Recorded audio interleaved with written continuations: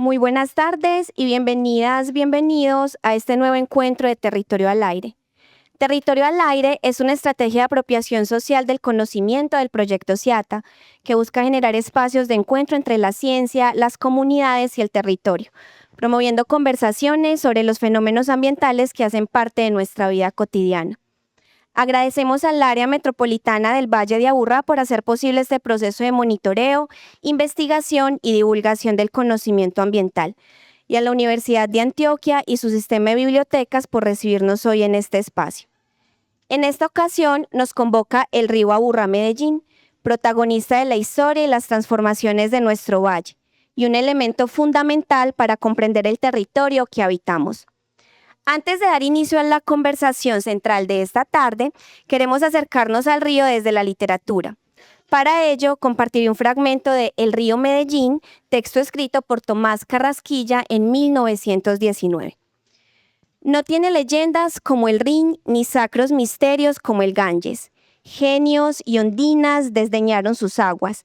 Ningún poeta le ha dedicado una estrofa, para nada le mencionaron las tradiciones mentirosas, la horda primitiva que trasegó por sus márgenes no le consagró siquiera la más salvaje de las admiraciones. El Aburrá es un humilde, un ignorado, un agua sin nombre. Como los buenos y sencillos, trabaja en el silencio y en la oscuridad. Y trabaja, Dios lo sabe. Él riega y fertiliza los campos de esta villa que quiso darle un nombre. Él la embelleza, la refresca, la regala en linfas silenciosas y detalles virgilianos de su paisaje. Los dejo entonces con nuestros invitados, quienes nos acompañarán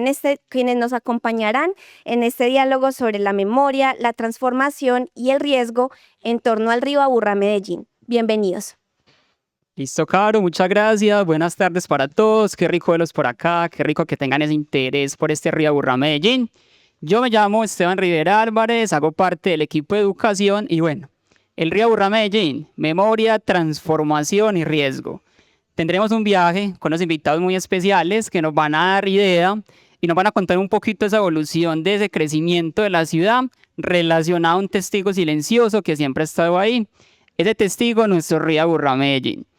Entonces, bueno, vamos a iniciar por acá. Tenemos cuatro invitados muy especiales. Iniciamos con Aleja Cifuentes, ingeniera ambiental. Tiene una maestría en ingeniería ambiental. Hace parte del equipo de hidrología del proyecto CIATA. Y bueno, Aleja, una pregunta pues inicial. ¿Qué significa para ti el río Aburrá Medellín? Hola, muy buenas tardes a todos. Muchísimas gracias por la asistencia. Para mí, el río Aburrá Medellín significa o representa un sistema vivo que al final para mí es como el resumen de todo lo que pasa en la cuenca, puesto que permite o resume la interacción entre múltiples factores, como los factores sociales, ambientales, políticos, entre otros. Entonces, es un sistema en el que muchas veces o para muchas personas el río solamente transita agua o en muchos casos aguas residuales o residuos sólidos, pero es una fuente de conocimiento que pues a través de todo el monitoreo que hacemos en CIATA hemos podido evaluar muchos fenómenos importantes, pero también es un sistema vivo que responde a todo lo que hacemos en la cuenca, que responde a cómo es la cobertura del suelo, a cómo llueve y dónde llueve. Entonces, para mí, él significa aprendizaje.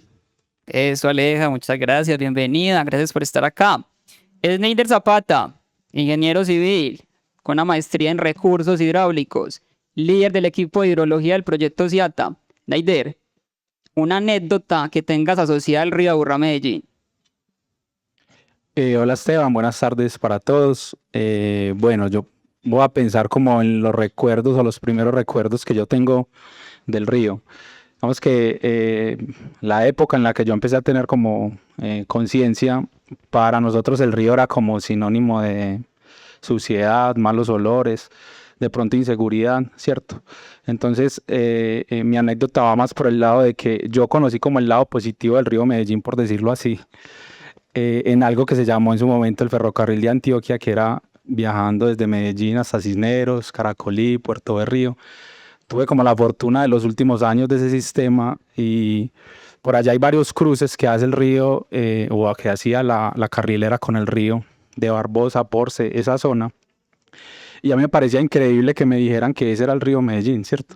Después de como tan ignorado, por decirlo de alguna manera, como que la sociedad dándole la espalda, lo diría yo así, puede ser a lo que pasaba con el río aquí en el centro, en la cuenca media, por decirlo de esa manera, ¿cierto? Y creería que de una forma forzada, cuando entró el metro en operación, nos obligó como a mirar el río, ¿cierto? Como que obligados, sí o sí, tenemos que verlo todos los días. De hecho, yo soy una de las personas que cuando monto un metro por ahí esporádicamente, me gusta hacerme parado hacia el lado que se ve el río, a identificar cosas que de pronto por lo que hago otra gente no mirará, ¿cierto? Pero yo veo que también hay gente interesada en ver qué pasa ahí. Entonces, es como la anécdota va más como por el lado de que tenía una visión antes del río y ya casi, pues podemos decir que por obligación, porque eso es lo que hacemos, pero también como por motivación veo como el lado positivo también de lo que tenemos a este lado, que había sido olvidado como en esa época. Listo, Neider, bienvenido a este espacio. Y bueno, José Luis Arboleda, historiador, coordinador de gestión cultural y patrimonio. José Luis, una pregunta. ¿Cómo describirías el río Aburrá Medellín en una frase? Una Bueno, frase y ya. mientras pasteleo, pues quiero darles los agradecimientos a quienes nos acompañan, a ustedes por gestionar todo este espacio de conversación que me parece que es muy interesante y por supuesto muy bonito ver pues como la biblioteca llena de rostros que están interesados como nosotros en conocer de esto que es tan nuestro como el río. Una frase, vida. Creo que el río, como toda agua, siempre nos va a llevar a pensar en la vida, básicamente. Y me extiendo un poquitico. ¿Por qué lo selecciono como un término? Porque considero que en la historia de nuestras comunidades ancestrales, ese término está totalmente ligado a lo que significa un río y a lo que significa el agua en sí. Digamos que hay unas distintas acepciones y esa polisemia que le ha dado Aleja o que le ha dado Snyder hacen parte también del río, pero en esa cosmogonía del ancestro, el río era otra deidad asociada a la vida. Okay. Uy, wow. Te inspiró, llegó inspirado, José. Qué rico tenerte por acá. Él nos va a ayudar mucho con ese entendimiento y esa interpretación histórica de lo que ha sido ese territorio que habitamos. Y yo les dije que eran 4 invitados, falta uno muy especial, el protagonista de lo que estamos hablando el día de hoy acá. Y esa persona, o ese ser, llamémoslo ser especial, es un invitado que tiene un recorrido muy extenso, tiene una experiencia amplia en temas de ciudad, en temas de comunidad. En ciertos momentos del año, él como que se pone agresivo. En otros momentos es tranquilo y baja, sinuoso, de sur a norte. Es una persona o es un ser que hace parte de la historia. Y esa persona o ese ser lo tenemos acá a continuación y es el río Aburrá Medellín. Es un río que comunica y que se convierte en un eje articulador de lo que es el Valle de Aburrá. Un Valle de Aburrá comprendido por 9 municipios y el Distrito Especial de Medellín. Ese río Aburrá nace en el Alto de San Miguel, municipio de Caldas, y empieza su vasto recorrido de sur a norte. Hasta Barbosa, quizás sí, quizás no. Ahorita lo vamos a hablar y lo vamos a entender un poquito más. Es un valle de Aburrá que tiene características muy particulares y especiales, entre ellas ¿cuál? Que es un valle muy estrecho. En ciertos lugares de este valle tenemos unas condiciones que están más asociadas a un cañón, desde aspectos morfológicos. También es un valle densamente poblado. ¿Cuántos habitantes viven acá, en ese valle de Aburrá? Más o menos. ¿Quién le pone un número? ¿Cuántos millones? ¿Cuántos? ¿Quién se anima? Un número. 5 millones. Bueno, somos cerca de 4.200.000 habitantes. Más del 60% de la población antioqueña vive en 10 municipios. Eso hace que tengamos unas dinámicas en cuanto a lo poblacional muy particulares. Tenemos además un valle de Aburrá con aproximadamente 1.300 metros de desnivel. ¿Eso qué significa? Que estamos en la parte más plana del Valle de Aburrá, que puede ser el centro de Medellín, y miramos a las montañas que tenemos alrededor, nos podemos encontrar con altitudes entre 1.300 metros de desnivel, siendo los puntos más altos del Valle de Aburrá lo que llamamos como el Páramo de las Baldías o también lo que llamamos como Cerro Padre Amaya, en el occidente de lo que es el distrito de Medellín.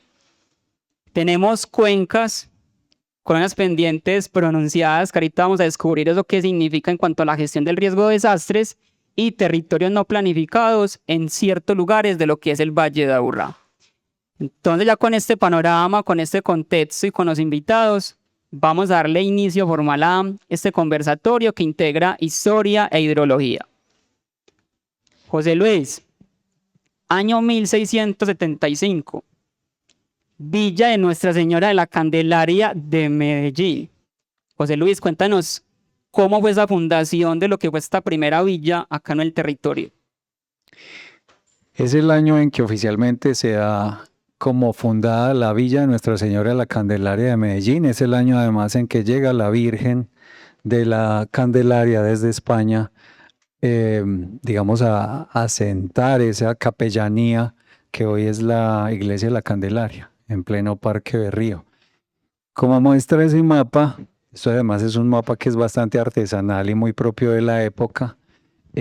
Además es muy propio de la cultura española que heredamos, el marcar el territorio desde algo que podamos identificar, posiblemente en papel, en tela o en algún otro instrumento o material, con el fin de hacer esa ubicación de territorio. Hay algo muy particular ahí, y es que el crecimiento de la ciudad empieza ligado no al río, sino a la quebrada a la quebrada Aná, o Aguasal, que es la quebrada que viene desde el oriente hasta desembocar en el río. Pero para ese entonces, lo que es la villa de Nuestra Señora de la Candelaria está todavía lejos del río. Lo más cercano en aguas y en esa relación de vida es la quebrada Aná. ¿Qué más tendríamos que decir de ahí? Pues que es una villa, no es una ciudad. Pasarían todavía unos por ahí 2 siglos y medio para poderse convertir en ciudad. Incluso hoy todavía podríamos decir que nos queda algo de ese pueblo que éramos. Y básicamente aquí están asentados los comerciantes más pudientes de ese momento, los que están almacenando una riqueza a partir de la exploración del oro. Esto además era una villa de tránsito. Entonces, tener un asentamiento en la ciudad, un asentamiento en este territorio, significaba tener dónde hacer parada para seguir hacia lo que realmente era en ese momento la capital del departamento, que era Santa Fe. La otra población o la otra fundación se estaba dando en el sur, en lo que conocemos el Poblado, con unos asentamientos un poco más populares, porque las comunidades ancestrales habían migrado hacia ese asentamiento. Entonces, por eso tenemos a un Medellín que casi que está fundada sobre dos puntos, serían los 2 pies de fundación de la ciudad. Listo, José. Súper bien esa información, porque también se articula a lo que estamos viendo acá. Entonces vemos un ordenamiento que en su momento, pues según esta cartografía, está ligado a sitios religiosos. ¿Qué iglesias podemos identificar, José, en esta cartografía? Esta ya es de 1780, un siglo después. Y aquí ya estaría un poco más grande esa villa. Estamos identificando la iglesia de Nuestra Señora de la Candelaria, la iglesia de la Veracruz debe estar por ahí, y por allá está el Poblado de Aná. En las cualidades de fundación siempre va a haber una capellanía, es decir, siempre llega primero la parte religiosa porque es el liderazgo social, y cuando hay asentamiento de ese liderazgo religioso y social, alrededor de eso van confluyendo las otras sociabilidades. Es por eso que el parque es el punto principal de encuentro. Pero por supuesto, miren que esto siempre va a estar muy en torno a esa idiosincrasia que heredamos de nuestros ancestros indígenas, estar cerca a los afluentes, porque son los que propician la vida, el saneamiento, digamos, las tierras fértiles, y en torno a eso vamos a crecer. Es muy curioso porque lo más poblado está al occidente del río, sigue siendo todavía muy cercana a la quebrada Aná. Hay algunas casitas en lo que sería la otra banda, pero son predios que, digamos, están más en la proyección de poblarse que poblados en sí. Okay. O sea, entonces lo consolidado en su momento fue asociado a la quebrada La Aná, que hoy en día se llama Santa Elena, pero que en su momento fue la Aná. ¿Estamos bien hasta ahí? Sí. Listo, José. Entonces mira esa tan particular. Ya es un plano de lo que es el municipio de Medellín. Es un levantamiento de la Escuela de Minas de la Universidad Nacional. Vemos ya un territorio más denso, un territorio que sigue creciendo, pero que conserva esa particularidad, que está asociado a la quebrada Santa Elena. Y la otra banda, que será como el costado izquierdo del río Aburrá Medellín, sigue sin habitarse en gran medida.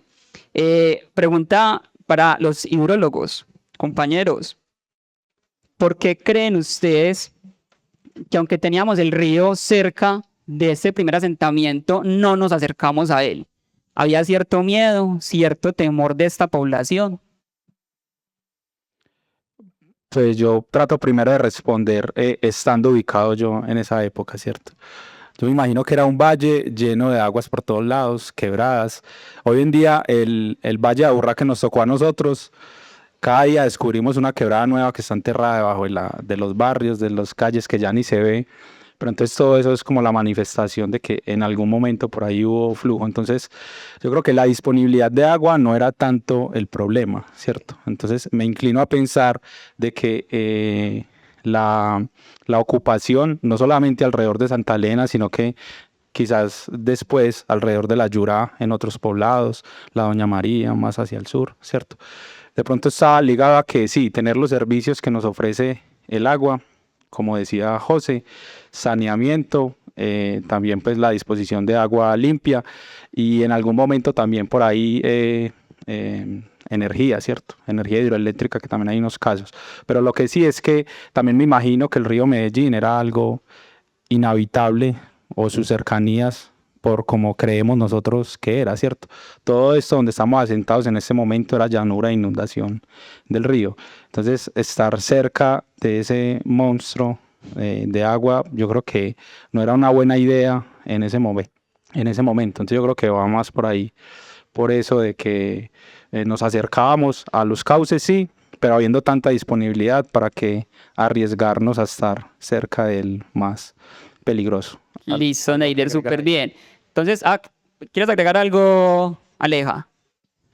Sí, hay también algo muy importante que agregar y es que, como lo mencionaba José ahorita, pues la ciudad creció en torno a la quebrada de Santa Elena porque a partir de ella se podía proveer de diferentes servicios, como por ejemplo el abastecimiento de agua, e incluso hay muchísimas historias que se relatan en diferentes libros en donde se presenta o se muestra que tanto la quebrada Santa Elena como el río eran unos sitios importantes para la socialización de la sociedad y además pues de ella se podían obtener diferentes servicios como por ejemplo como lo mencionaba ahorita José, desde la quebrada y tanto en el río habían también diferentes usos que eran muy importantes y que esos vamos a verlos un poquitico más adelante.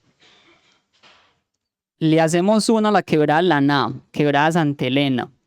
Vamos a observar esos cambios en el comportamiento de ella, pero también vamos a relacionar el aspecto social. José, Paseo Junín, de los espectáculos en la ciudad de Medellín más esbeltos y espectaculares en su momento. ¿Qué fue el Paseo Junín, José? Estaremos hablando del Paseo Junín, la playa, esa zona ahí. Sí, señor, esa misma zona. Bueno, por el significado de esta quebrada, pues me quedé pensando también en lo que decía Sneider y es cierto, nosotros tenemos un derrame de agua por toda la montaña, porque pensar que solamente en un lugar la íbamos a encontrar si por toda parte la tenemos, pero es también el significado que se le había dado a la quebrada. Las aguas salinas del oriente venían con ella. Entonces era una quebrada que podía proveer, como dice Aleja, otros elementos. Y se va gestando una sociabilidad que no tienen esos otros riachuelos más pequeños o ese río que todavía está un poco retirado. Además, el río puede revestir más dificultad para el paso a la otra banda que la misma quebrada Santa Elena, donde me puedo sumergir a lavar la ropa, por ejemplo. Ahí en ese alrededor de este riachuelo de la quebrada Aná, que atraviesa de occidente hasta la mitad de la ciudad, en ese derrame, suceden también la construcción de las casas quintas. Habíamos hablado de esas personas notables que iban haciendo asentamiento y ese asentamiento también marca un poco esa fuerza de que sea ahí y no en otra parte. Digamos que inicialmente les gustó ahí y eso fue llamando la atención de otros pobladores. Pero entonces alrededor de eso se van gestando las casas quintas. Podríamos decir, siglo XIX y XX, los ricachones de esta ciudad están ahí. Esas son las casas quintas. Y claro, y los pobres en el poblado. Y en el poblado hay estrato 1 actualmente, todavía. Pero estar cerca a la quebrada era también tener un estatus y además construir ahí un cierto emporio. Pues quienes salían a lavar a las quebradas eran la servidumbre de estas casas quintas. Y era una forma, como dice Aleja, de sociabilizar entre ellas. No me imagino el chismorreo tan sabroso que se generaba ahí, como para uno volverse en el tiempo y meterse con ella a escuchar cosas.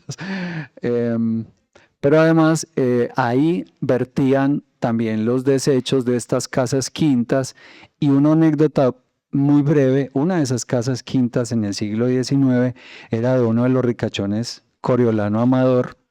Cuando el hijo enfermó, lo bañaban en leche. La enfermedad de él era sífilis y esa leche vertía sobre la quebrada Santa Elena, pero oh, sorpresa, muchos sabían que era muy escasa la leche, entonces recogían la leche que vertía y después la consumían de una manera indiscriminada y eso pues generó todos los problemas de salubridad que pueden imaginarse. Pero pensando en ese riachuelo, era un símbolo, a la vez un punto de encuentro y por supuesto era eso que se llevaba lo que nos iba sobrando. Pero los primeros que tenían derecho a eso eran los ricos, los que tenían como la comodidad económica.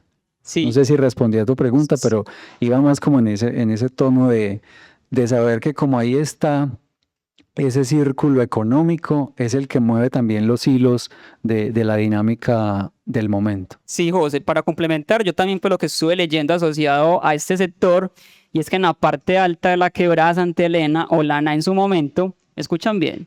Acá lo siento como con intermitencia, bueno, que en esa parte alta de la quebrada Santa Elena había una diferenciación en cuanto a la población que vivía allí. Era una población pues que tenía escasos recursos en su momento, y de las anécdotas más importantes allí era que se acostaban muy temprano, porque tenían una epidemia de zancudos y mosquitos impresionantes. En cambio, en la parte baja ya de la quebrada, en las mansiones y esas villas hermosas, no pasaba eso. Entonces, si lo vemos desde el punto de vista social, fueron como las primeras diferenciaciones económicas en lo que fue ese crecimiento de la ciudad. Año 1910. Si lo han notado, vamos en una línea del tiempo. Arrancando en 1675, ya estamos por los años de 1910. Vamos a ir al río de nuevo. Este escrito, ahorita Carito pues lo mencionó, pero básicamente habla de que la burra es un humilde, un ignorado, un agua sin nombre. Como los buenos y sencillos, trabaja en silencio y en la oscuridad, y trabaja. Dios lo sabe.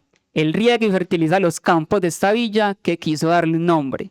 Tomás Carrasquilla, me encanta ese escrito. Aleja, acerquémonos al río, volvamos a él, retomemos. ¿Qué oficios hacíamos allí? Bueno, en esa época, como lo vimos en el mapa anterior, la ciudad todavía no se acercaba al río. Y no se acercaba al río por razones que vamos a explorar más adelante. Pero entonces, de las diferentes actividades que se hacían en el río, estaba, por ejemplo, el transporte de víveres que provenían desde el sur del Valle de la Aburrá y que llegaban hasta Medellín por medio de balseros o de balsas que se construían en madera y que se hacían a partir de caña brava que estaba sembrada justo en esas zonas ribereñas del río. Pero además había un rol muy, muy importante en esa época que está asociado a las mujeres aguateras. Ellas no solo en el río, sino también en la quebrada Santa Elena, eran las encargadas de ir y recoger el agua, entre esas para la élite de la ciudad, pero también habían mujeres que desarrollaban esta labor de manera independiente y la llevaban a las diferentes casas o la vendían, y esa agua, por ejemplo, era usada para diferentes fines de uso doméstico. Otra de las actividades muy importantes que se presentaban también era la minería, que se realizaba tanto en el río como en la quebrada Santa Elena. Hay un relato que menciona que sobre la quebrada Santa Elena, a la altura de Junín, se realizaba extracción de oro de manera artesanal y aluvial. También hay diferentes, pues, otros usos muy importantes, y es que por ejemplo, si bien vemos que tanto el río como la quebrada Santa Elena prestaban un servicio asociado al suministro de agua, pues también representaban una parte una parte muy importante en aspectos económicos y sociales para la ciudad, puesto que, por ejemplo, en el río, por ejemplo, se pescaba sabaleta, y esa sabaleta era vendida a domicilio en la ciudad. También lo que les mencionaba sobre el transporte de los víveres, e incluso ahorita estamos molestando en el grupo, y al lado del río se cazaban también patos. Entonces era algo que hacía parte de la economía de la ciudad. No sé. Yo quiero añadir otra, qué pena, José, una que me llamó mucho la atención, me sorprendió, y es la historia de los hermanos Martínez. Resulta que los hermanos Martínez vienen de una familia pues muy prestigiosa en aquella villa de Medellín, una familia de médicos. Ellos iban al río a pescar sabaleta, a cazar patos en su momento, y resulta que ellos nadaban de Sabaneta a Envigado, de Sabaneta al Poblado, por todo el río Aburrá, Medellín. Fue tanto la habilidad que desarrollaron nadando que participaron en el año 1955 en unos Juegos Suramericanos. Adivine, un hermano Martínez, Gilberto Martínez, ganó y marcó un récord suramericano en natación. Es entender entonces que en nuestro río Aburrá, Medellín, nadaban. Y nadaban también que participan en eventos internacionales. Eso, wow, eso me voló la cabeza, vos. Pues imagínate, si nuestras montañas entrenan ciclistas, el río podía entrenar nadadores fácilmente. Una cosa bellísima. Iba a agregar algo a lo que nos mencionaba Aleja, en esa cualidad polifacética que le vamos encontrando al río, y es que también, por ejemplo, las maderas que se cultivaban en ese sur, Envigado, por ejemplo, maderas que se usaban en la construcción de casas, podrían ser las mismas casas quintas, viajaban por el río. Bajaban, era mucho más fácil tirarlas al río y que bajen que traerlas en mula. Claro que sí. No sé si, o sea. No, ya le voy a meter un poquito de hidráulica a esto. No, a estas alturas eso ya no podría ser. Pues nadar, nosotros tenemos profundidades a lo sumo acá en la parte del Poblado, Aguacatala, no sé, 50, 70 centímetros en condiciones normales. En un evento de lluvia eso es otra cosa. Y para una viga no sé cuántas toneladas pueda pesar de madera que sea capaz de arrastrarlo. Yo creo que a esas alturas tampoco. En condiciones normales del río, de pronto en una creciente, sí, claro, nosotros pues lo hemos visto por ahí en las crecientes últimas. Entonces eso habla de que eran otras condiciones del río, ¿cierto? Antes de que pasara todo lo que pasó con el río, entonces uno supondría que era más extenso, de pronto más ancho, con mayores profundidades en algunos lugares que permitieran todo eso. Porque yo creo que ya después de la canalización, que luego lo vamos a hablar, hay muchas cosas que cambiaron respecto a la hidráulica del río. Entonces eso le da a uno como una idea de cómo era antes de ese momento tan crucial que fue la canalización. Cuando José se refiere al transporte de madera, es algo parecido a lo que estamos viendo en la fotografía de la izquierda. Eran balsas que se construían con caña brava y bajaban pues esa parte de madera, un montón pues como de yuca, de plátano, de todo lo que se cosechaba en su momento en esta villa de la ciudad pues de Medellín. Cobertura de la quebrada Santa Elena, año 1941.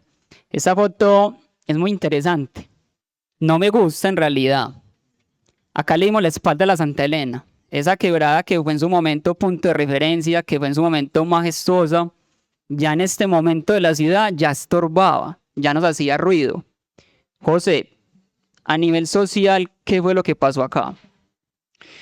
Bueno, aquí hay un fenómeno que tal vez no lo vivió otra ciudad del país y es que hay un crecimiento fabril muy acelerado y eso lo que hace es crear una necesidad de conectar la ciudad de otra manera. Empezar a tapar las quebradas, una de ellas es la Santa Elena, es abrir caminos mucho más carreteables para que, digamos, productos, insumos puedan fluir mucho más rápido, porque así lo está necesitando la industria. Estaba recordando en este momento un libro de Jaime Sanín Echeverry a propósito de la quebrada Santa Elena, y quizá lo hayan leído. Se llama Una mujer de 4 en conducta. Simula la quebrada Santa Elena con una mujer que viene del campo a la ciudad y que al llegar a las fábricas se contamina y se pierde y pierde su esencia y deja de existir para su familia en el campo. A propósito de lo que dijiste que no te gusta, sí, es que realmente ya era el primer síntoma de que le dábamos la espalda a las aguas que nos acompañaron en el primer desarrollo de Huilla a ciudad, y al convertirnos en ciudad pareciera que nos avergonzara tener riachuelos corrientes. Es muy factible que también el taparla obedecía un poco a la suciedad que ya empezaba a cargar. Entonces empiezan a jugar ahí otros factores. Aleja, a nivel... Perdón. Aleja, a nivel hidrológico... Ay, se ha asustado ya, vea. Aleja, a nivel hidrológico, ¿qué ocurre acá con el taponamiento de esta quebrada? O sea, ¿qué estructura o qué desarrollo en cuanto a lo civil se hace para que estas aguas se contengan? Listo. Antes de responder esa pregunta, voy a complementar también algo relacionado con lo que mencionaba José, y es sobre todo que, digámoslo así, en ese momento la ciudad se estructuraba de la siguiente manera, y es que más o menos como a la altura de la oriental, de lo que conocemos hoy, en toda esa zona estaba distribuida la ciudad. Entonces, el abastecimiento de agua funcionaba de la siguiente manera. Desde la parte de arriba se captaba el agua para que los pobladores de esa zona pudieran tener acceso al recurso y realizar todas sus actividades, pero precisamente ahí donde estaban las viviendas, pues también se daba la descarga puntual de aguas residuales, que no solamente provenían de las viviendas, sino que, como lo mencionaba José, a partir de todo ese boom industrial que se presentó en la ciudad, pues muchas de las industrias que estaban asentadas en torno a ella, pues vertían también sus aguas residuales allí. En ese sentido, la quebrada pues comenzó a representar un problema sanitario para la ciudad, y entre las razones o entre las formas que se encontraron para dar solución a este riesgo sanitario que comenzaba a representar la quebrada, pues fue precisamente soterrarla. Algo muy importante relacionado con esta parte es que en esa época incluso ya habían ingenieros que proponían los sistemas de alcantarillado con los que actualmente cuenta la ciudad y de los que vamos a hablar más adelante. Pero entonces, bueno, y como lo decía José también, en esa época empezaban a llegar los primeros vehículos. De hecho, el primer vehículo que llegó a la ciudad fue justamente traído desde por allá, desde Inglaterra, Francia, y lo trajo precisamente el hijo de Coroliano después de su matrimonio. Entonces, Un paréntesis, ese carro duró acá alrededor de una semana, porque se descompuso, claro, era un carro pensado para otras condiciones a nivel ciudad, y acá se encontró con trochas y caminos malos, y en una semana se descompuso. Y otra es que me acordé, hace poquito lo vi. Él compró mucha gasolina, el dueño de este carro, pero demasiada. Claro, el carro se le dañó en una semana. En su momento, él utilizó la gasolina como un perfume. Y no fue una bobada, o sea, fue algo que usaba o empezó a usar la gente élite en esa villa de Medellín. Le llamó mucho la atención, cierro paréntesis, qué pena. Que no se acercara al bogón. Entonces, bueno, y como lo decía José, entonces ya empezaba como a darse también como esa necesidad de que hubieran vías y de que hubieran vías importantes que pues por las cuales se pudiera transitar. Entonces, precisamente, miren que por donde va la quebrada Santa Elena es una de las principales vías que tiene la ciudad. Pero bueno, para dar respuesta a lo que me preguntabas después de ese pequeño chisme, resulta que precisamente la quebrada Santa Elena, pues no se menciona mucho acerca de eso, pero la quebrada Santa Elena pues también representaba para los ciudadanos un riesgo por inundación, o así lo veían también ellos, presentaba una amenaza o representaba una amenaza por inundación.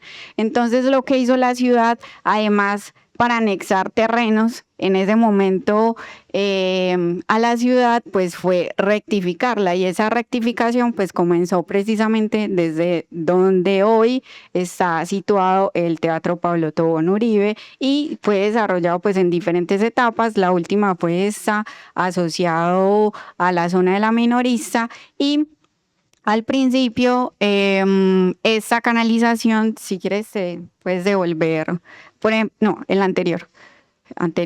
Por ejemplo, acá vemos que la quebrada Santa Elena ya estaba canalizada y rectificada, y eso se hizo a través de unas estructuras en madera que se rellenaban luego de rocas. Mire ahí cómo se veía, y esa era la forma en la que se hacía esa canalización y esa rectificación. Listo, Aleja, muchas gracias. Ya por allí Carolina me hace señitas que el tiempo, que estamos colgados, es que esto es un tema muy bueno.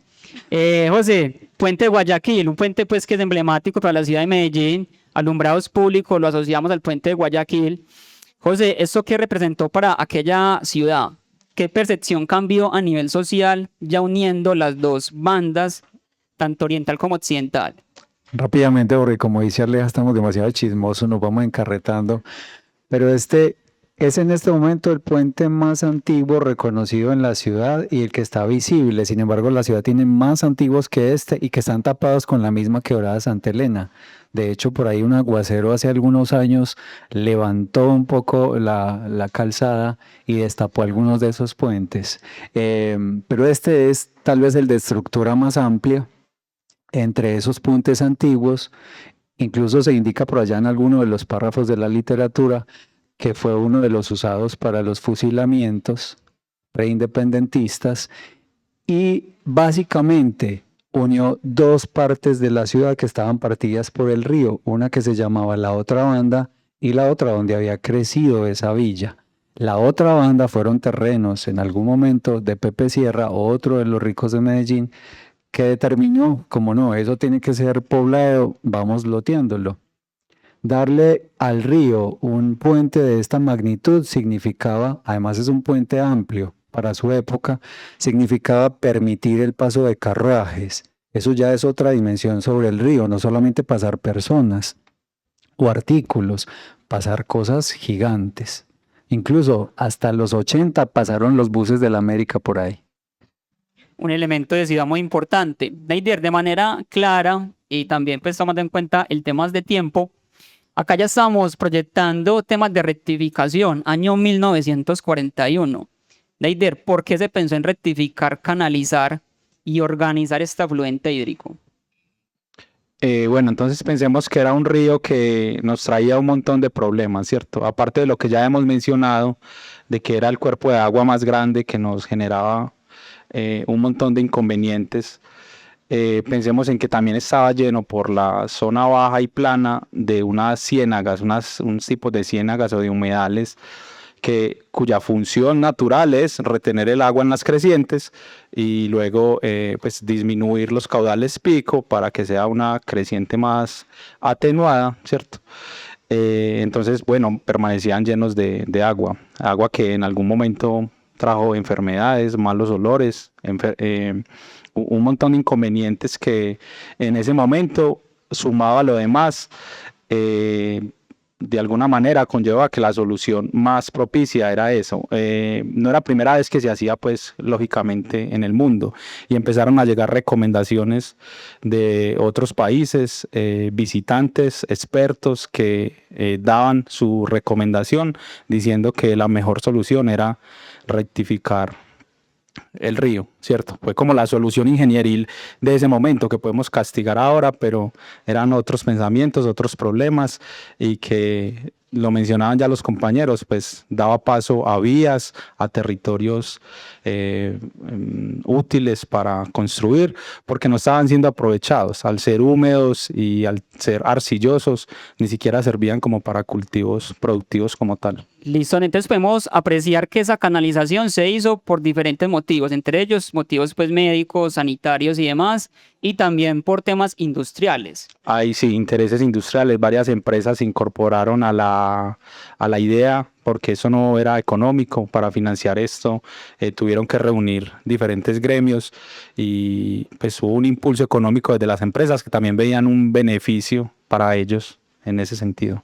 Listo, Neider, muchas gracias. Acá vemos algunas fotos también relacionadas a este momento del año. Acá ya estamos en el 1936, 1940. Vemos unos puentes hermosos sobre el río Aburrá, Medellín. Vemos en la parte superior Quebrada La Iguaná. Aleja, de manera rápida. En la historia que leemos hay un caso fuerte de una avenida torrencial. Sabemos que estos sucesos que implican quebradas y ríos los escuchamos y resuenan hoy en día, pero también entendemos que vienen desde 1900. Aleja, ¿qué pasó con la iguana en su momento? ¿Qué arrasó? ¿Qué se llevó? Sí, por ejemplo, esta foto corresponde a una de las tantas avenidas torrenciales que se presentaron en la Quebrada La Iguaná. Resulta que por allá en abril, en 1880, había un poblado que, digámoslo así, como si lo miramos más o menos la ubicación a cómo estaría ahora, sería cercano al estadio Atanasio Girardot, y esa avenida torrencial generó o arrasó dicho poblado. Entonces, todas las personas pues, que sobrevivieron debieron posteriormente asentarse a lo que hoy conocemos como Robledo. Neider, vemos un gráfico, vemos enero-diciembre, vemos un promedio acumulado de lluvias que corresponde a los años 1909-1938, si no estoy mal. Corresponde o sigue desde la climatología correspondiendo a lo que vemos hoy en día con las temporadas de lluvia. Totalmente, Esteban, es el mismo comportamiento que hoy nosotros podemos monitorear. Si nosotros hacemos se llama un ciclo anual, y es la cantidad de lluvia esperada por cada mes durante el año, y que se construye con un acumulado de años que le da como cierto soporte estadístico para decir que por lo general un enero se comporta de esta manera, ¿cierto? Entonces es tal cual lo que estamos viendo ahí: 2 temporadas de lluvia muy marcadas, 2 temporadas de menos lluvia, es decir, siempre va a llover. También muy marcadas. Este evento, por ejemplo, que fue en abril, entonces estaría asociado a la primera temporada de lluvias. Y bueno, pues siempre han ocurrido que el 3 de mayo, sí, como hay unas fechas, sí, hay unas fechas muy específicas, y eso va ligado a que coincide con las temporadas de lluvia. Listo, ahora sí, de manera rápida, José, ¿qué tipo de metodologías o qué tipo de trabajos se hicieron inicialmente para contener, para domesticar este río Aburrá, Medellín? Las personas siempre han usado o hemos usado lo que tenemos a la mano. Aleja habló de piedras, como de unos muros de contención, digamos en Cañabrava, en Guadua. De todas maneras, el río o las aguas toman su, digamos, su fuerza de acuerdo a cómo vengan bajando. Pero creo que era buscando lo más sólido que tuvieran a la mano. Básicamente creo que era eso. No encuentro pues como mucho que facilite en la ingeniería antigua contenerlo realmente, pero sí era más como tal vez trasladando piedras, madera, lo más grande posible como para contener esos cauces. Entonces vemos acá unos tramos rectificados desde 1910 a 1943. se centraron principalmente donde empezó esta gran ciudad, o sea, sobre la quebrada Santa Elena. Si vemos en la parte derecha de la fotografía, podemos apreciar la quebrada Santa Elena o la Aná, y en la parte izquierda o en la otra banda, la Iguaná. Se encontraban prácticamente en un mismo punto, en un mismo lugar, y sobre esa parte o esa margen se empezaron los ejercicios pues, de rectificación, de canalización y contención. Pero, ¿qué sucedió? Que claro, teníamos unos materiales que se denominan vernáculos, o sea, unos materiales propios de la región, y no aguantaban las avenidas o las crecientes súbitas del río Burra-Medellín. Vemos trinchos que se hacían con caña brava, con guadua, con madera, pero también, Neider, utilizamos diferente maquinaria ya desde lo mecánico. Esas dragas que estaban haciendo ahí, cuando uno le cuelga, la cuelga del río Burra-Medellín, ¿a qué se refiere? Ese es un término que se utiliza para ríos que depositan tanto sedimento o sea, dejan como esparcen sedimento en todo su dominio y terminan como divagando sobre su misma, sobre lo mismo que dan. Un ejemplo así como de lo que logramos ver ahora, el río Tonusco, el que haya tenido la oportunidad de verlo, es un comportamiento así similar a otra escala porque el río Medellín en su momento pues fue más grande, más masivo. Una disposición de sedimentos muy grande que hacía que divagara por todo lado. Entonces, en este afán de rectificarlo o de, como dijiste ahora, domesticarlo, de decir usted va por acá y de ahí no se puede mover, todo ese movimiento de sedimentos y de rocas que también fueron utilizados pues como intencionalmente en la canalización, debía ser necesario pues todo ese movimiento. Acá hay una recta ya intervenida, ya que hay una acción pues propia de nosotros. Es una fotografía que estamos viendo de occidente a oriente, lo que está en la parte de atrás de lo que conocemos hoy en día como el Poblado, como Envigado. Veíamos en su momento grandes haciendas, grandes extensiones de tierra. En la parte media izquierda está Argos, que hoy en día es Bancolombia. Argos se desplazaría hacia el frente prácticamente de ese lugar, consolidándose ahí. Neider, acá estamos viendo, Neider Aleja, acá estamos viendo un comportamiento como paralelo. Vemos en un lado unas curvas y vemos en otro lado una recta. ¿Qué sucedió ahí? Bueno, nosotros ahí intuimos que precisamente era el proceso constructivo, entonces vamos a explicarlo más o menos. Lo que se ve como serpentuoso es el río en su condición natural, pero en todo ese dominio del río pues había que elegir por dónde lo vamos a domesticar. Entonces lo que hicieron fue empezar a trabajar en seco, a canalizar, no sé si ya ahí en esa época ya pues con placas de concreto como lo vemos ahora, que de hecho muchas de las placas que vemos en este momento seguramente fueron construidas por allá hace ya casi 80 años. Entonces se rectificaba a un lado trabajando en seco, por decirlo de esa manera, por tramos, y luego ya se incorporaba el río a ese nuevo cauce, ¿cierto? Es lo que nosotros logramos intuir de la fotografía. Porque es un método que al día de hoy se sigue utilizando, ¿cierto? Tratar de trabajar en seco para luego llevar el flujo allá. José, vemos unas afectaciones en ciertos lugares de la ciudad de Medellín. Probablemente esa carrilera que vemos a la parte derecha se relacionaba con el tren de Antioquia. Acá vemos otros estragos asociados a él. Y hay un desmoronamiento de un puente. En su momento, esto no ocasionó un miedo general a la población. O sea, estamos intentando controlarlo, pero veíamos que no era posible. Esos métodos artesanales no eran suficientes. ¿Qué hacer ahí? Hay un chisme por allá. Bueno, que efectivamente, digamos que especialmente en épocas invernales, el agua toma una fuerza incontrolada y eso por supuesto va a generar más miedo. Además es una población que es bastante religiosa y eso lo que hace es ligarlo como a cuidado que ya estamos cerca a la creciente de la Santa Cruz, o a hacer rogativas o a nombrar santos para que nos controlen un poco de esto, ya que no pudimos con palos y piedras, pues entonces invoquemos la ayuda divina.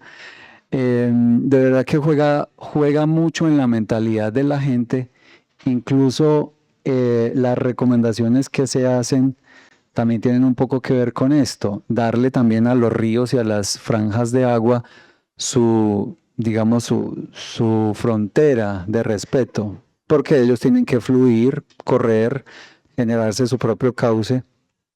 Pero lo que ha habido en la historia de Ciudad y Río es también un poco ese acercamiento y las tensiones entre el fluir natural de las aguas y la invasión misma del ser humano. Entonces, esto era como las advertencias de algunos y de la misma naturaleza, de si nos estamos muy cerca al río, pues péguese de los santos porque esto es lo que puede pasar.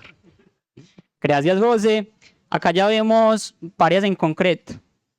Zonas que en algunos puntos permanecen, paredes de más de 80 años, pueden tener tranquilamente. Y acá ya hay un cambio a nivel social. José, ¿cómo se percibe ya este cambio en la ciudad? Pues mira, que hay algo interesante ahí, es que el rectificar el río tal vez no tuvo esa primera intención, pero suscitó que se generaran, creo que Aleja lo mencionó hace un rato, que se ganaran terrenos que se destinaron a la autopista, a diseñar el metro por ahí, que incluso por ahí pasó también una franja del ferrocarril, y eso pues generó también como vamos a conectar más rápido sur y norte de la ciudad, generar unos espacios que fueran mucho más ágiles para la ciudad. Por supuesto cambia también la dinámica. Estamos hablando de que entonces al sur estaban pululando más las empresas, las industrias, y al norte estaba la mano de obra fabril. Hoy sigue sucediendo igual. Por ahí nos transportamos todos los que vamos a trabajar al sur, o en la tarde los que regresan de trabajar. Es, digamos, como esa relación inicial y básica que se va dando, como unos elementos que facilitan la vida de ciudad un poco más en grande, en amplio. Sí, José, año 1957, un tema industrial impresionante, se desató textileras y un montón pues, de industria asociada a diferentes campos en la ciudad. Los vertimientos y todo lo que se generaba iba para el río, porque creíamos en su momento que eso se lo llevaba y aguas abajo que resuelvan. Pero algo interesante de todo esto son esos avances que se empezaron a dar, diferentes entidades administrativas y también a nivel nacional empezaron a dar recursos importantes. La Sociedad de Mejoras Públicas la jugó un papel importante en la rectificación. Neider, yo te pregunto, a nivel hidrológico, esos archivos históricos, ¿cómo benefician o cómo aportan a los modelamientos que hoy en día hacemos? De manera rápida.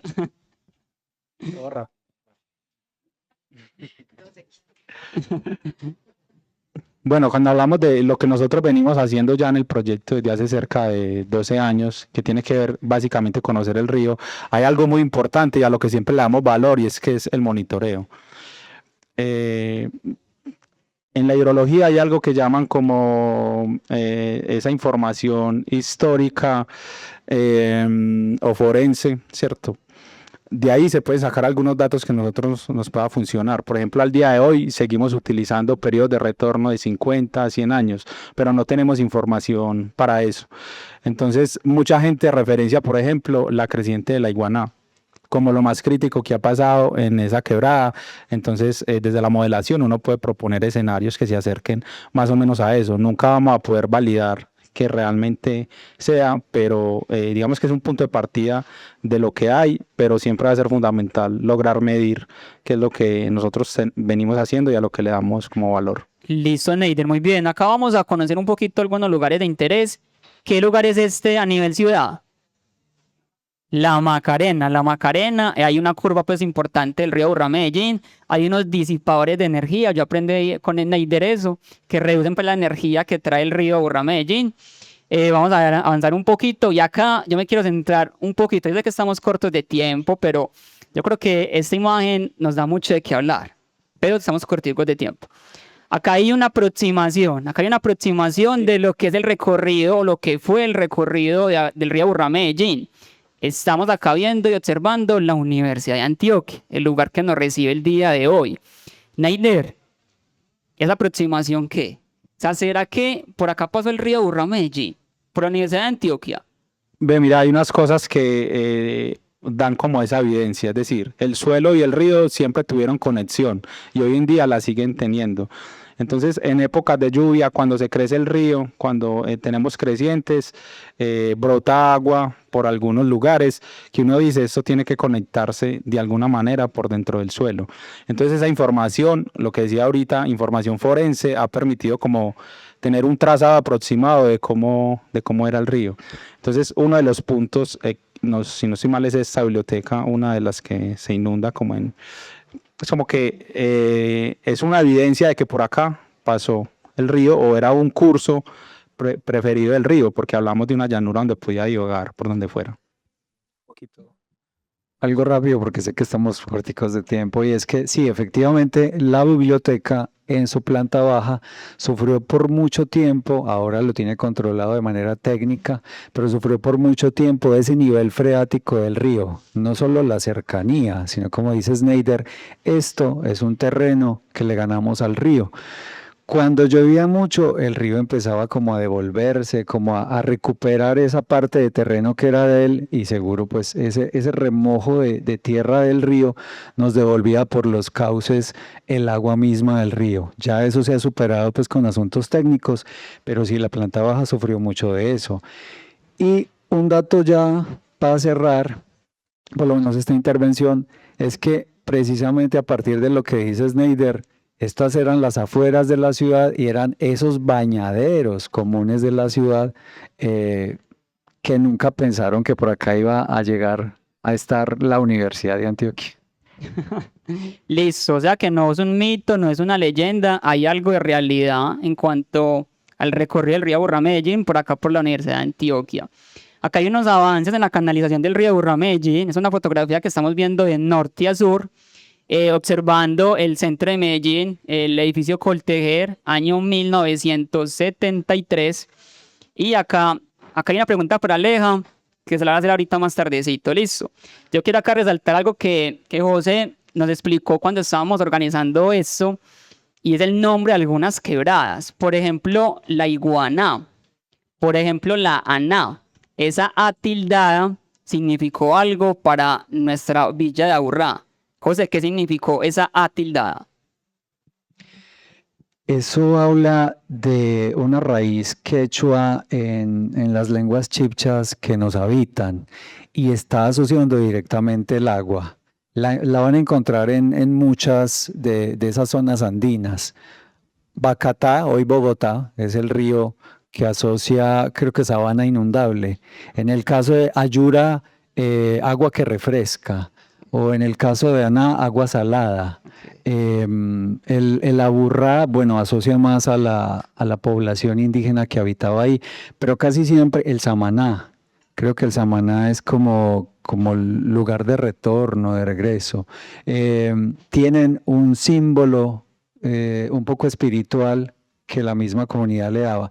En el caso, por ejemplo, de las aguas en el Chocó, todas terminan en Tadó, y eso también asocia a las aguas. Apartado, bueno, ese es más del Urabá. Digamos que Pavarandó, todas las que terminan con la tilde en la O, hacen el mismo juego, asociando el símbolo con el agua. Yo acá traía ese ejemplo, pero usted me lo acaba de quitar, hermano. Pero yo acá traía pues un complemento, lo que está hablando José, y es el Do. Ese Do en el departamento del Chocó significa río, significa agua y significa vida. Entonces hay algunos ejemplos: Bagadó, Quibdó, Tadó, el medio Baudó, el bajo Baudó. Y en Urabá, Murindó, por allá escuché Murindó, Chigorodó y Apartado. Qué datos tan interesantes. Bueno, continuemos.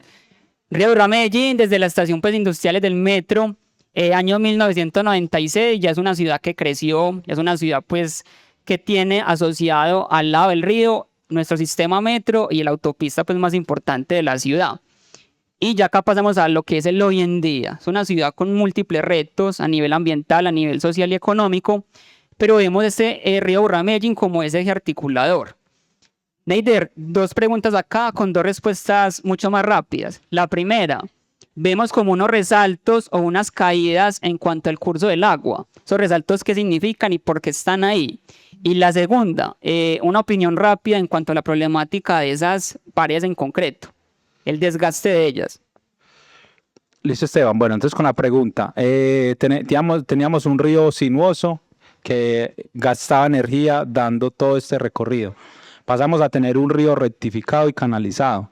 Toda esa energía que se gastaba el río haciendo un recorrido que era posiblemente 1.5 o 2 veces más de lo que actualmente tiene, se la tiene que gastar en algún sitio, ¿cierto? Entonces, hidráulicamente eso es una solución que se inventó hace mucho tiempo. Se llaman azudes o estructuras transversales para disipación de energía, que lo que hacen es inducir un resalto hidráulico que le baja la energía al río, básicamente para que haga lo mismo que hacía cuando daba vueltas. Es como cuando nosotros compramos una bicicleta estática para tener en la casa, no salir a montar bicicleta, sino montar así una analogía así simple es hacer que las estructuras trabajen como si estuvieran en esa época. Muchas de ellas ya fallaron, ¿cierto? Como se ve ahí, por ejemplo, con las placas, yo pienso que algunas de ellas han durado ya incluso demasiado, ¿cierto? Lo que está pasando es que con todos estos cambios, altas velocidades, el río está profundizando y lo que pasa es que quedan colgando las placas de concreto, quedan sin soporte y terminan por volcarse, ¿cierto? Al día de hoy hay como 50 puntos críticos identificados con esta misma problemática. Sí, que vemos que hay unas intervenciones, más que todo entre Aguacatal, el poblado industriales, incluso hacia Bello, en cuanto a las paredes en concreto, las placas. Hoy hay una red hídrica, Aleja, muy importante para nuestra ciudad. Yo creo que todos que habitamos este lugar, sea en cualquier zona del Valle de Aburrá, tenemos una quebrada cercana. Hay un cuerpo hídrico cercano, somos ricos y abundantes en agua. Pero también esta red hídrica nos tiene en riesgo por inundación, por avenidas torrenciales, por movimientos en masa. Acá es cuando entra el papel del monitoreo del proyecto CIATA. Aleja, de manera rápida, ¿tú cómo puedes resumir ese monitoreo que hacemos en el territorio? No podemos tocar todos los sensores. Listo, un resumen rápido de lo que hacemos como proyecto de CIATA en cuanto al monitoreo. Un resumen express. Entonces, precisamente, como una parte de esa gestión del riesgo en nuestro territorio, realizamos monitoreo de diferentes variables hidrometeorológicas como la lluvia, con el radar meteorológico y los pluviómetros, a los niveles del río y de las quebradas con los sensores de nivel. Incluso también tenemos sensores de velocidad y cámaras asociados a los mismos, y en algunos sitios en donde hemos identificado que hay un mayor riesgo por inundación, tenemos también unas sirenas que hacen parte de esa gestión del riesgo que se hace en el territorio a través de los sistemas de alerta temprana comunitarios, que están conformados por todos estos sensores y que a su vez pues también implementan o implican una estrategia con la comunidad para que la comunidad pues también se apropie de esa respuesta ante el riesgo al que estamos expuestos. Entonces, actualmente contamos con alrededor de 78 sistemas de alerta temprana, de los cuales 6 están ubicados o están asociados al río Aburrá, Medellín.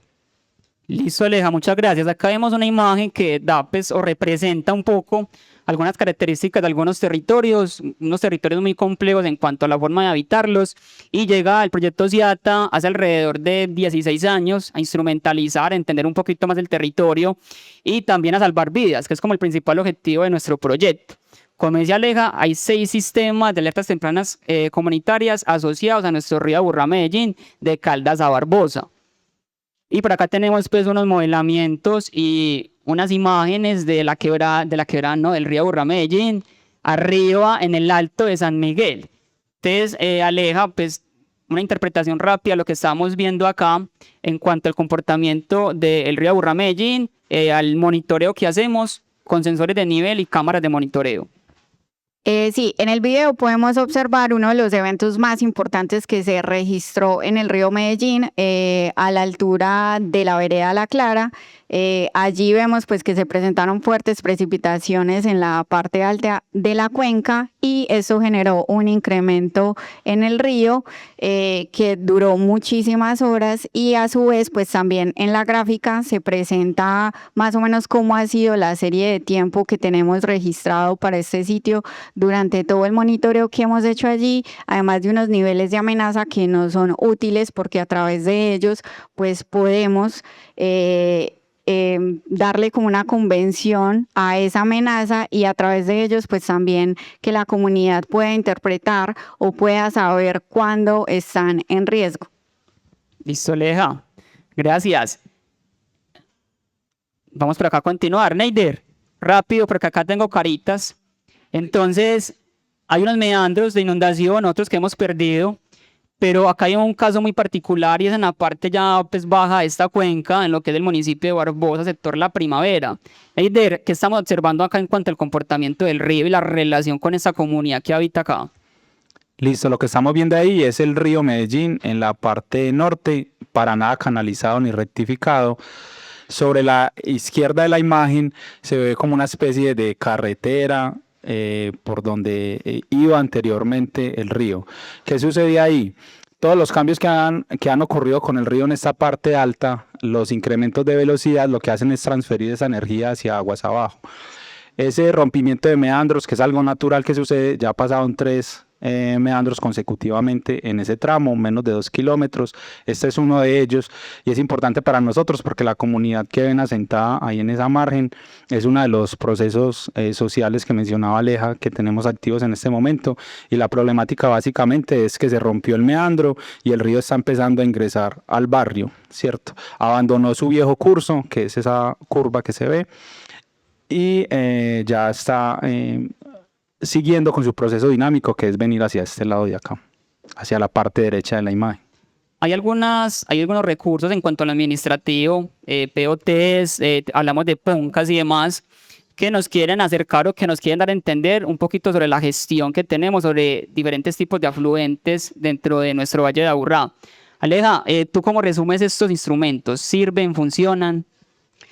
Sí, pues estos instrumentos, digámoslo así, lo que hemos visto durante esta charla ha sido que el riesgo por inundación en nuestro territorio pues fue gestionado principalmente a través de obras hidráulicas, pero ahora entendemos que la gestión del riesgo debe desarrollarse de manera integral. Entonces para ello se han formulado diferentes tipos de instrumentos que nos permiten precisamente conectar esa amenaza con cómo ocupamos el territorio y a su vez qué estrategias para la gestión del riesgo implementamos dentro de nuestro Valle de Aburrá para hacer gestión. Listo, Aleja, eso, muy bien. Excelente. Directo, así es. Aleja, Neider, saneamiento del río Aburrá Medellín. Hay un gran porcentaje de estas aguas que están tratadas, donde se tratan en plantas de tratamiento de agua residual. Tenemos 2 acá en nuestra ciudad de Medellín, en el Valle de Aburrá, mejor que la planta San Fernando, que queda en Ayurá, y hay otra que es la más reciente, que se llama Aguas Claras, lo que es el municipio de Bello. Hay unos túneles interceptores asociados a ellas y hay una disminución considerable en cuanto a la descarga de aguas residuales. En algún momento leí que esta obra o que este tipo de obras de saneamiento pueden ser, si uno las compara como en importancia, casi iguales o incluso más importantes que el propio metro de Medellín. Neider, de manera rápida, como tú lo sabes hacer, este tipo de saneamiento en la ciudad, ¿cómo va? ¿En qué porcentaje va? Porcentaje, yo diría que en 2 de 3, es decir, más o menos como, sí, 2. Porque en la planificación inicial se tenía pensado una planta de tratamiento para el sur, una para los municipios del sur, una que atendiera todo el centro, que es la que ya está, y otra que está proyectada entre Girardota y Barbosa. ¿Por qué? Porque lo que se espera es que la ciudad evolucione hacia allá. La imagen que mostrábamos ahorita de Barbosa, en unos años va a ser un panorama distinto, ¿cierto? Ahí vamos a ver qué aprendimos de lo que pasó hace tiempo, de cómo vamos a actuar allá, pero entonces yo diría que más o menos en el 70% más o menos. Listo, Neider, muchas gracias, hermano.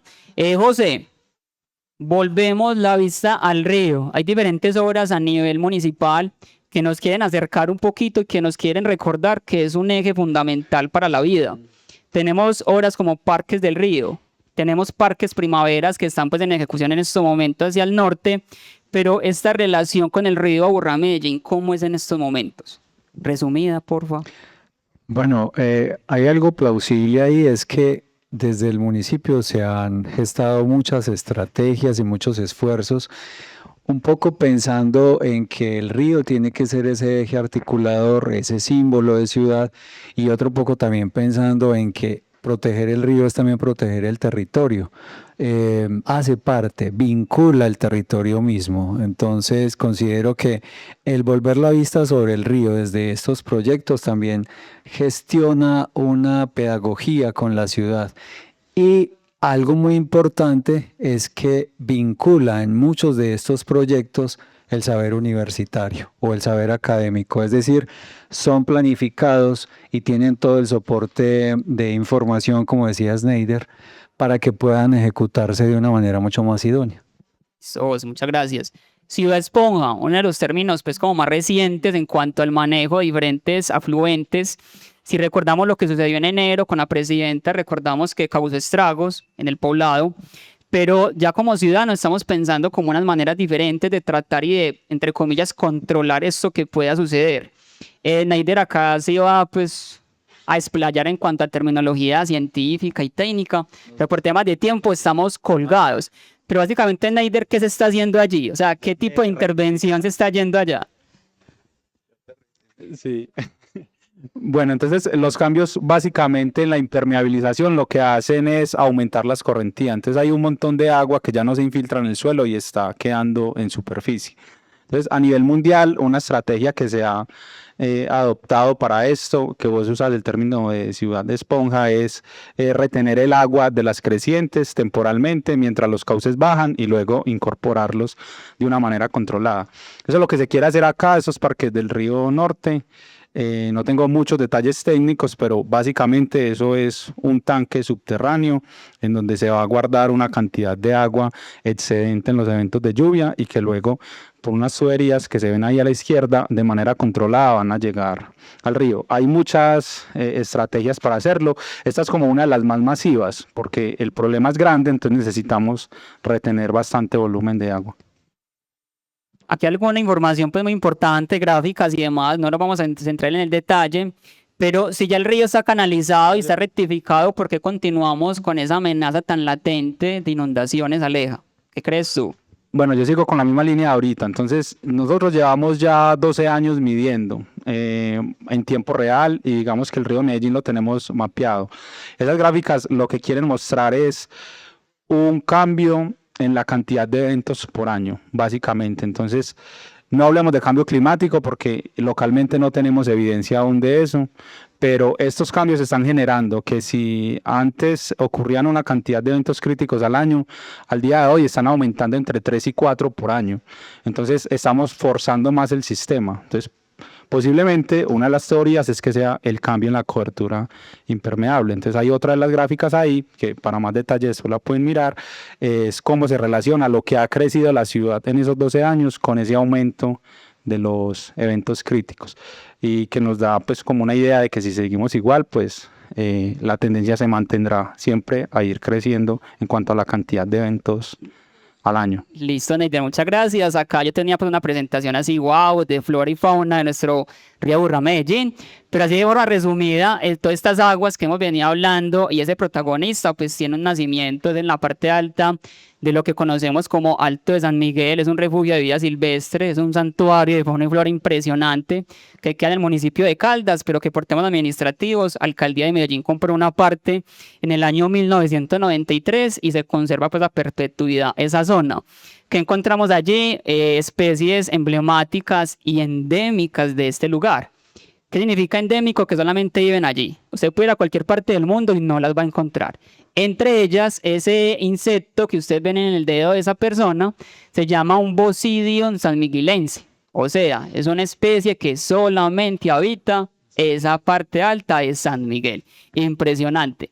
Cacique Candela, una de las aves nativas pues, que tenemos en nuestro Valle de Aburrá, en peligro crítico de extinción. Y lo que vemos en la otra fotografía es una foto que yo tomé. Yo por allá me fui a caminar, hice un recorrido desde Alteminas al Retiro y vemos pues como lo esbelto de este lugar. Uno literalmente ve y observa que el agua brota de la montaña. Es como los verdaderos nacimientos, porque esa parte que uno conoce como la clara es como la puertecita de entrada. Ya hacia la parte alta de la montaña es un tema de biodiversidad impresionante. Y Neider, acá había un recorrido pues que tenemos planteado para que entendamos que las aguas del río Aburrá Medellín, aunque nacen por acá en la montaña, en algún momento llegan al mar Caribe. Yo de pronto cuando analicé y cuando observé bien esto, yo dije, Dios mío, todo lo que hacemos en esta parte alta repercute aguas abajo. Neider, ¿cómo es el recorrido del río Aburrá Medellín en un minuto de esa parte alta de San Miguel hasta el mar Caribe, Bocas de Ceniza?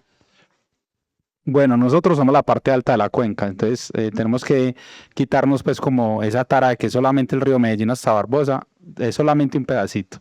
De ahí para allá, cuando recibe el río Grande que viene de San Pedro, Entre Ríos y esa zona, cambia de nombre a llamarse Porce. Viene una cadena de embalses para generación hidroeléctrica, Porce 1, Porce 2, Porce 3. Paréntesis ahí, se genera el 6% de la energía de Colombia allí en ese lugar. Sí, entonces básicamente por el río Medellín y el río Grande que llegan ahí. Luego, cuando recibe el río Nechí, ya se empieza a llamar Nechí. Entonces, por allá en Zaragoza es donde se unen. De ahí hacia abajo, pues llega el Nechí a la zona, a la Mojana. Se une ya creo que primero al Cauca, después al Magdalena y ya curso abajo hasta Bocas de Ceniza en Barranquilla. Listo, Neider, Allá muchas llega el gracias. agua de nosotros. Gracias, gracias. Y bueno, acá tenemos un regalito para todos ustedes. Los invitamos para que escaneen este código QR. Acá van a encontrar diferentes tipos de fuentes y recursos que utilizamos para darle vida y para darle sentido a este bonito espacio. Hemos llegado al final, nos disculparán pues la premura en cuanto a la finalización, ya nos pasamos pues unos minuticos, para que me están mirando, pero de verdad que es un tema que causa mucha pasión y que de verdad nos encanta hablar de lo que ha sido la transformación del territorio metropolitano asociado al río Aburrá Medellín. Son testigos silenciosos de todo lo que ha ocurrido, de todo lo que ha pasado acá en el territorio. Y con esta conversación pues quisimos mostrarles un poquito esos cambios, esas formas de la ciudad, cómo lo canalizamos, cómo lo transformamos, cómo lo domesticamos y hoy en día cuál es la relación con él desde aspectos como la gestión del riesgo de desastres, que es de los pilares fundamentales del proyecto Ciata en el territorio. Tenemos espacio para 3 preguntas de ustedes como público. Acá tenemos invitados estrellas. Entonces, bueno, ¿quién se anima con una pregunta, un comentario, una opinión también relacionada a lo que hablamos?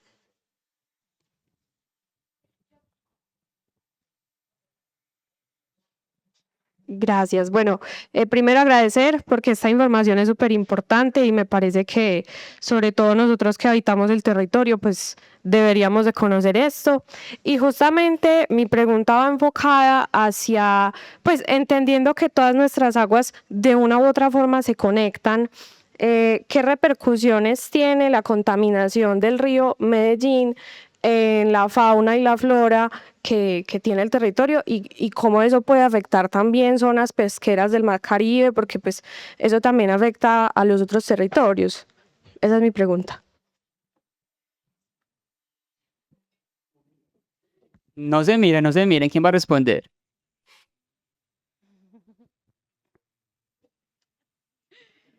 No, pues digámoslo así, ¿sí me escuchan? No. Ok, listo. Entonces, sabemos que una porción importante de las aguas residuales que generamos en el Valle de Aburrá, que no están siendo tratadas, pues van al río y posteriormente toda esta contaminación pues se desplaza agua hacia abajo. Entonces, como les mencionaba al principio, imagínense que acá antes se pescaba zabaleta, ya no se puede pescar, ya este pez solamente lo encontramos a la altura de Barbosa. Entonces, miren que antes era un pez que estaba en esta zona, pero debido a los niveles de contaminación, pues no es posible que viva acá. Entonces, ya lo que tú mencionas sobre el tema de los impactos que se presentan más aguas abajo, incluso a la altura del Mar Caribe, pues ahí ya tendríamos que considerar los aportes de carga contaminante que son aportados por otros ríos, ¿cierto? Que también reciben un impacto importante en términos de aguas residuales. Entonces no es solamente lo que hacemos acá, sino también todo lo que pasa aguas abajo. ¿Te quedó claro? Sí, está bien. Otra pregunta, otra opinión. Bueno, gracias por este compartir, porque realmente nos acerca mucho a lo que es nuestro río, que durante toda la vida lo hemos ignorado. Sabemos que el río, pues yo hablo desde el desconocimiento, pero el río no es solamente el río, sino toda su cuenca hídrica alrededor de él. ¿Qué estrategias ha tenido el área metropolitana para que la sociedad se apropie más de la ronda hídrica, no solamente del río, sino de las quebradas que lo nutren?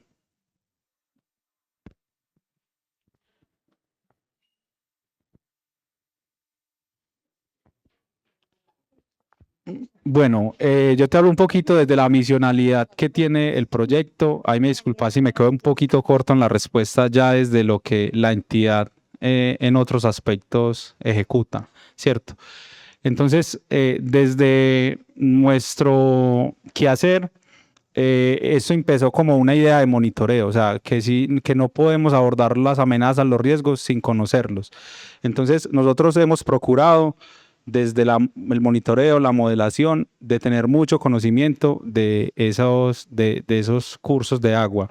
De hecho, nosotros hemos participado en lo que vos llamas como la definición de la ronda hídrica, aportando información, ¿cierto?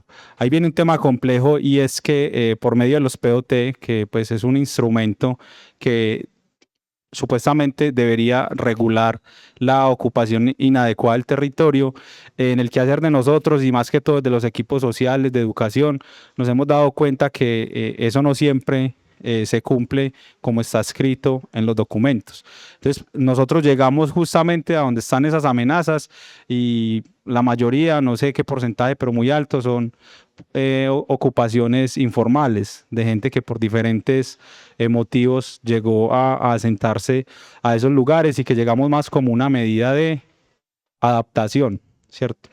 Nosotros no mitigamos nada, llegamos es a proporcionar conocimiento de la amenaza, apostándoles a que no seamos tan vulnerables, pues si ya bien por diferentes razones estamos asentados ahí, bajarle a la vulnerabilidad por medio del conocimiento y de adaptarnos a ese riesgo.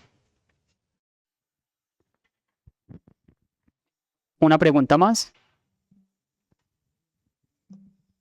Bueno, para el historiador y el ejercicio que ustedes están haciendo acá, que les agradecemos mucho, entender cómo se comportaban las comunidades alrededor del río, luego darle la cara y otra vez el ejercicio volverlo a mirar, ¿usted logra notar como comportamientos que antes detuvieron que estemos volviendo a tener alrededor del río? O sea, como notes que se tenían antes que puedan volver. Bueno, podríamos pensar incluso que las primeras comunidades que lo poblaron eran más respetuosas. Ese tiene que ser un aprendizaje. La historia sirve para aprender hasta de los errores. Y sí hay que mencionar que esas comunidades indígenas que habitaron primero, como les decía al principio, lo tenían como una deidad, había un respeto casi religioso con el río. Tal vez por eso también un poco la distancia, ir solamente como a lo puntual, a verlo de lejos, pero no invadirlo. Y por otro lado, pensar que pues lo vinculo en algunas de mis actividades, pero con cierto respeto. Claro, digamos que no era el volumen de población que se tenía, no tenían las actividades industrializadas que hoy tenemos. Entonces eso nos tendría que llevar a pensar cómo adaptar esas enseñanzas de esos primeros pobladores a nuestras actividades en la medida de ser más respetuosos con lo que hacemos. Una de las medidas que pueden jugar ahí es como las que mencionan del saneamiento del río, discriminar esas aguas de contaminación con las que son lluvias y poder generar asimismo una técnica como ciudad de no devolverle al río lo contaminado, sino hacer primero un tratamiento. Creo que ese es un buen camino y ese es uno de los grandes aprendizajes que tenemos que pensar como ciudad.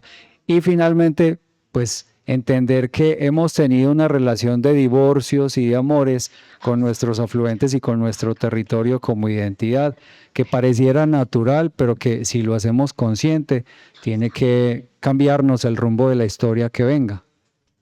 Básicamente es eso. Listo, José, muchas gracias. Una pregunta más.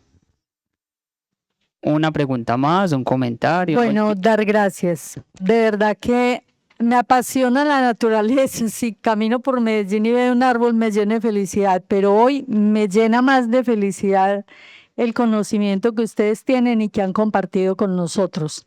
Me quedo con ese tema de cómo en esa parte subterránea almacenar agua y que luego vaya volviendo al río. O sea, son cosas muy inteligentes que es rico poder aprender hoy. Gracias por tanto, gracias.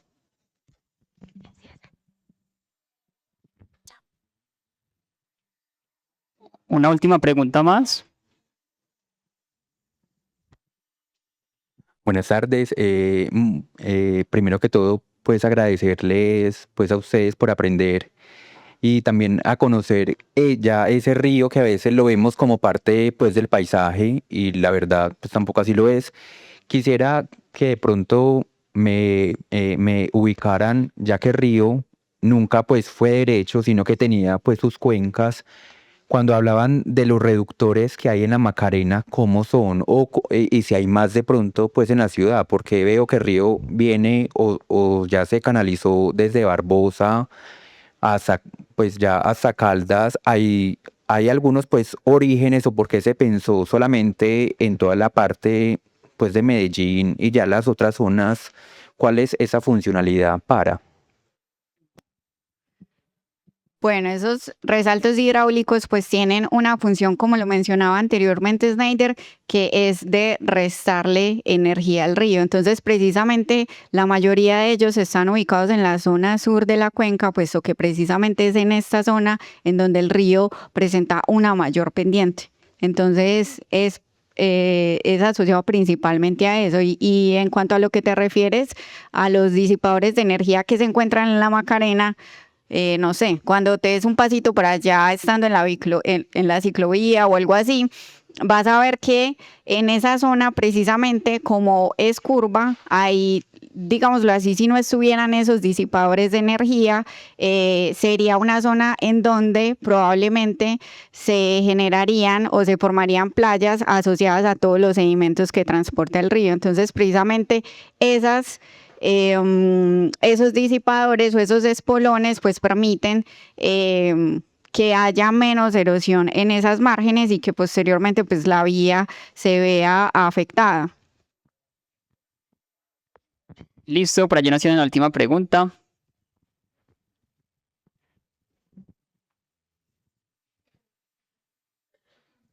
Puedes ponerte de pie, por favor. Hola, bueno, hola a todos. Bueno, quisiera como compartir un poco la experiencia. Yo soy ingeniera ambiental de aquí de la U. Estoy de vacaciones, pero yo trabajo en Pasto. Yo trabajo en el acueducto de Pasto, precisamente en el sistema de información geográfica de Pasto. Me pareció muy interesante cómo, digamos, usan herramientas cartográficas como históricas, ¿no? Como del antes, de cómo era el río antes. Nosotros también lo hacemos en el sentido de que a veces hay, digamos, hay lluvias muy fuertes y en las casas empiezan a inundar y uno no sabe por dónde es que se les está entrando el agua. Entonces lo que nosotros hemos hecho es que históricamente, pues obviamente hay como todo un recurso documental de cartografía y hacemos uso de eso, ¿no? Como que mira, por acá pasaba el río tal, la quebrada Chapalta. Entonces, como decir, yo le preguntaba a Robin ahorita, esa es la quebrada Santa Enelán. Yo la verdad no sabía que pasaba por Parque de Río. Entonces nosotros hacemos el seguimiento de las quebradas para ver por dónde y pasan justo debajo de las casas. Hay muchas casas en Pasto que tienen subterráneos y que aún en alcantarillado están conectadas a esas quebradas pues que antes estaban canalizadas. Eso como aporte me pareció pues muy, muy interesante. Y lo otro es que yo veo que hay como una intención de acercar a la comunidad hacia el río, ¿sí? Me parece muy bonito, yo también lo vi ahora pasando por el metro, creo que me dijiste Primavera, que se llama como el proyecto, no sé si de pronto hay intención como de abrir, por ejemplo, Quebrada Santa Elena o otras quebradas para atraer pues como la gente hacia los ríos y de pronto, no sé, como que que haya más vegetación, que haya como una apertura hacia los animales, porque eso es algo que atrae mucho de Medellín, ¿no? Como que uno en la ciudad encuentra muchos árboles, encuentra muchas aves, listo, entonces no sé, de pronto hay algún tipo de proyecto así.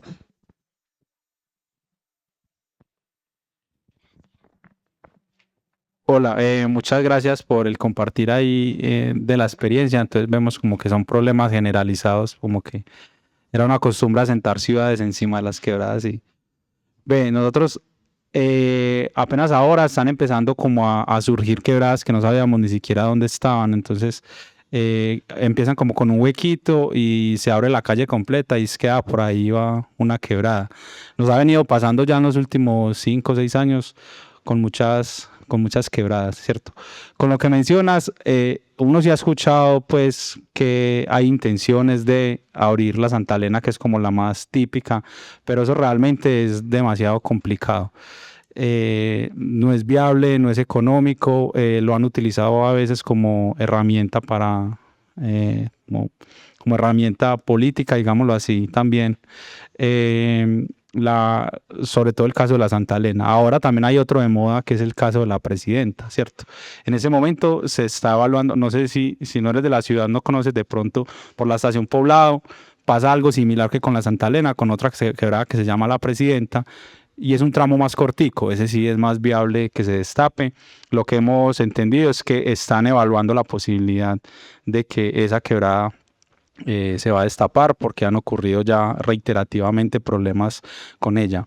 Específicamente en la Santa Elena va a ser muy complicado porque yo no sé cuánto sale de Jacuat, 7 kilómetros más o menos, estuvimos midiendo. Eso es un tramo demasiado grande para pensar en una solución de ese tipo, más por el centro de la ciudad, pero posiblemente sí se puede hacer en otras quebradas porque no es la única. O sea, hay un montón que conocemos y otras que apenas están empezando a aparecer que no sabíamos ni que existían o que estaban por ahí. Listo, Neider. Finalizamos este bonito espacio. Agradecerles a ustedes por ese conocimiento, por esa cercanía, por ese compromiso. A ustedes como público también agradecerles por este espacio y recuerden mirar el río de una manera diferente después de todo lo que aprendimos el día de hoy. Feliz día, feliz tarde.